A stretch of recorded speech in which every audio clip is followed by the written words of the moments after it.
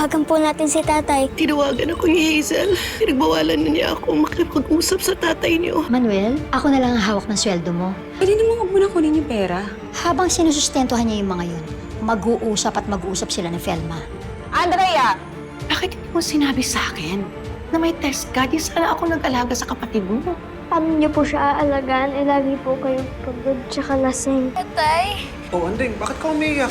namiss ko na po kasi kayo eh. Sino kausap mo? Kausap mo yung tatay mo? Sinabi na mo. Huwag mo nang kausapin yung tatay mo! Hello? Eh, paano kung asawa yung sumagot? Bigyan niyo naman ako ng kahihiyan!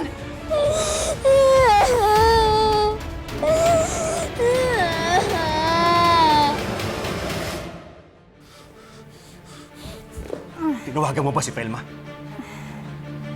Ano? Pinagbawalan mo pa sila na kausapin ako.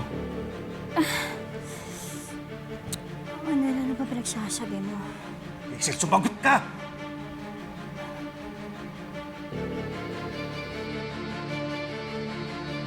Oo, pinagbawalan ko na sila. Bakit mo ginawa yun? Tinatanong mo pa? Ilang beses ko na ba sinabi sa'yo? Kami na dapat ng baby natin, ang pamilya mo. Wala nang iba. Oo nga, pero ilang beses ko rin sinabi sa'yo. Pamilya ko rin sila. Hindi pa talaga pwede dalawa kayo sa buhay ko. Hindi! Manuel, di ba? Di ba okay naman tayo? Nakita mo nung hindi ka nakikipag-communicate sa kanila? Di ba okay? Masaya naman tayo. Maayos naman tayo eh. Oo nga, pero paano naman sila? Ha? Hindi ba naisip yung nangyayari? Tumawag sa akin si Andrea, iyak ng iyak. Pinagbabawalan siya ni Pelma na kausapin ako, hindi ko maintindihan kung anong problema. Malaki na si Pelma. Kaya na niya yung mga bata. Tsaka isa pa, sanay naman na sila na malayo ka sa kanila. Oo nga, pero paano yung pangangailangan nila? Hazel, bakit naman kasi nakialam ka na naman? Ha? Akala ko pa nagbago ka na. Akala ko naiintindihan mo na. Manuel. Manuel, please. Nakalimutan mo ba yung sinabi ng doktor? Diba? Hindi ako pwede ma-stress. Ang baby natin. O, tama. Kaya aalis na lang ako para hindi ka na ma-stress. Ano? Teka, saan ka pupunta? Sandali! Bakit? Manuel! Teka lang! Ano ginagawa mo? Bakit mo tinadali yung mga... Payaan mo na. Hindi! Sandali lang! Wait! Manuel!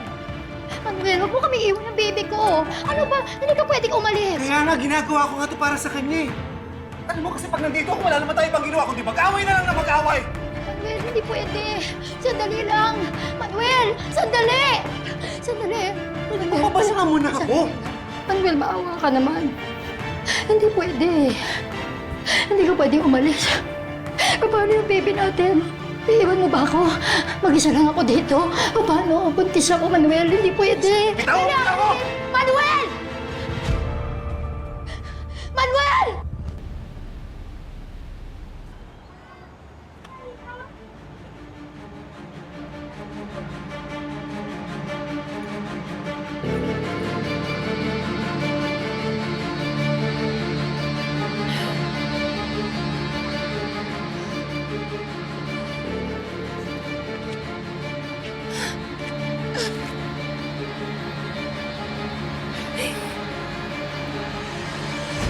Ano ngayon kung lasing ako? Hindi ko naman mahal si Hazel. Ikaw mahal ko, alam mo naman yan. Lasing lang ako.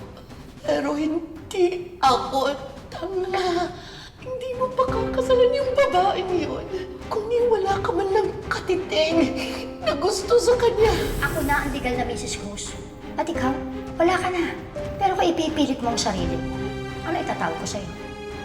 Kabet? Hindi ako kabet! Ako ang naunang Mrs. Cruz. Kami ng mga anak ko ang nauna kay Manuel. Pwes, ako ang pinakasalan. Kaya kami ng baby ko legal ng pamilya. Dahil sinasabi mo pagmamahal, Manuel. Hindi mo ako may paglaban sa asawa mo.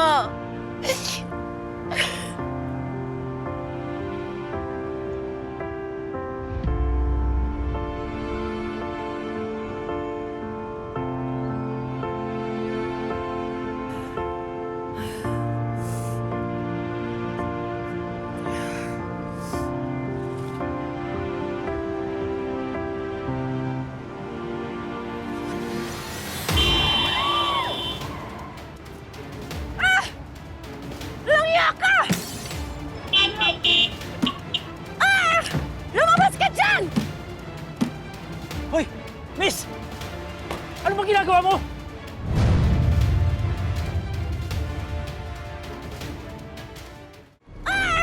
Lumabas ka dyan! Hoy! Miss! Ano bang ginagawa mo? Ikaw na ngayon nakasagasa? Ikaw pa yung mayabang? Ikaw nga itong tumatawid na hindi tinitignan yung dinadaanan. Teka, lasik ka ba? Ano pakialam mo? Wala kang pakialam! Paano walang pakialaman? Ginasgasan mo yung sasakyan ko. Yung gasgas mo talagang iniisip mo? Kesa sa buhay ko? Ito ang para sa'yo! Hoy! Hoy! What the hell are you doing? Ano ba?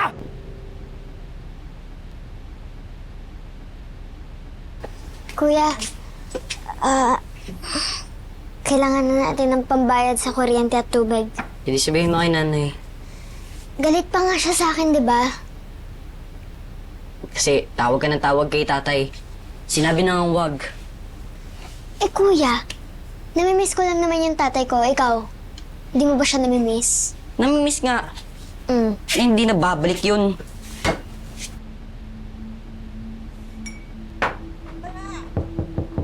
Kuya, may nakatok. Saglit lang po.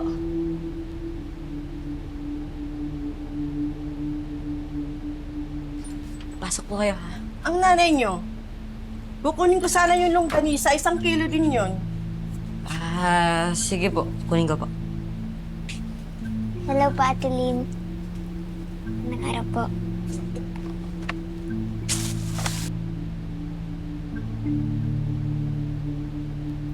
Aling Lin, pasensya na po.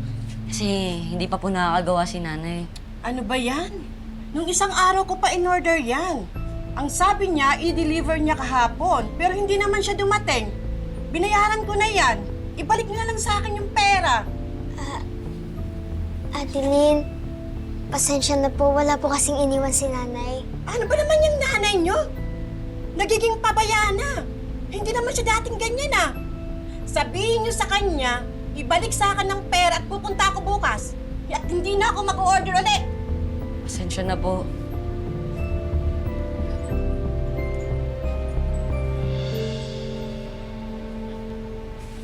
Kuya, ganito na ba talaga tayo? Wala na nga si tatay, ganyan pa si nanay.